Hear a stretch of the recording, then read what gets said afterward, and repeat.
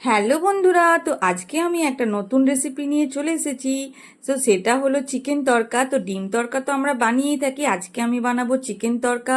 তার জন্য তড়কার ডালটা আমি জলে 2 ঘন্টা মতো ভিজিয়ে রেখেছিলাম। তো জল দিয়ে এটাকে ভিজতে দিয়ে দেব। এরপর আমি যেই যে তড়কাতে পেঁয়াজ, রসুন, টমেটো, কাঁচা লঙ্কা, আদা এগুলো লাগবে সেগুলো আমি জোগাড় করে নিচ্ছি। তো এগুলো জোগাড় করে নিচ্ছে, চিকেন নিয়ে নিয়েছি। তো চিকেনটা আমি ছোট ছোট করে কেটে নেবো। আর এইদিকে দেখো, তড়কার ডালটা যেহেতু ভিজিয়ে রেখেছিলাম কত সুন্দর ভিজে গেছে। এরপর আমি এটাকে কয়েকবার ধুয়ে প্রেসার কুকারে সিদ্ধ করতে দিয়ে দেবো। তো তড়কার ডাল প্রেসারে ভালো করে সিদ্ধ করলে কিন্তু ভালো লাগে। একটু শক্ত থাকলে তড়কার ডাল অত ভালো লাগে না, সেই জন্য আমি প্রেসারে অনেকগুলো সিটি দেবো। সিটি দিতে দিতে আমি পেঁয়াজ, রসুন সব কেটে নিয়েছি ছোট ছোট করে। তো দেখো, এরকমই কিন্তু কুচি কুচি করে সব কাটতে হবে।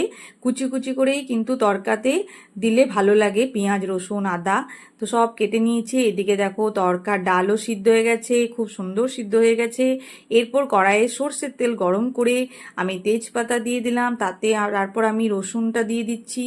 রসুনটা আগে দিই কারণ রসুনের ফ্লেভারটা ভালো আসে আর রসুনটা ভাজা হয়ে যায়। তারপর আদা, পেঁয়াজ কুচি সব দিলাম।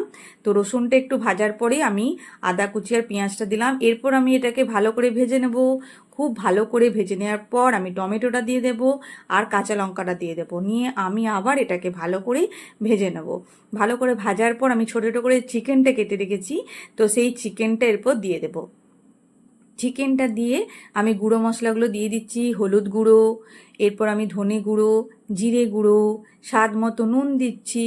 স্বাদ মতো নুন দেওয়ার পর আমি একটুখানি চিনি দিচ্ছি। চিনি দিয়ে এটাকে ভালো করে নাড়াচাড়া করে নিচ্ছি। খুব ভালো করে এটাকে কষিয়ে নেব। কষিয়ে নেওয়ার পর আমি এখানে তড়কার ডালটা দিয়ে দেব। তো তড়কার ডালটা দিয়ে আমি এটাকে আবার ভাজবো। খুব সুন্দর করে এটাকে ভেজে নিতে হবে। আর তড়কা খেতে তো খুব ভালো লাগে, মানে রুটির সাথে, পরোটার সাথে, সবার সাথেই তড়কাটা খেতে খুব ভালো লাগে। আমাদের তো তড়কা খেতে খুব ভালো লাগে। তো এরপর আমি দেখো এটাকে ভালো করে কষিয়ে নিচ্ছি। কষিয়ে নেওয়ার পর একটু কালারের জন্য আমি কাশ্মীরি লঙ্কার গুঁড়ো দেব। তো অনেকে গরম মশলা গুঁড়ো দেয়, কিন্তু আমি আর রোজকার খাবারে গরম মশলাটা দিলাম না। তো তোমরা যদি চাও তো গরম মশলার গুঁড়ো দিয়েও নামাতে পারো। তো আমি আর দিলাম না, একটুখানি কাশ্মীরি লঙ্কার গুঁড়ো দিয়ে আমি এটাকে নামিয়ে নেব। তো আমার গরম গরম তড়কা একদম রেডি হয়ে গেছে।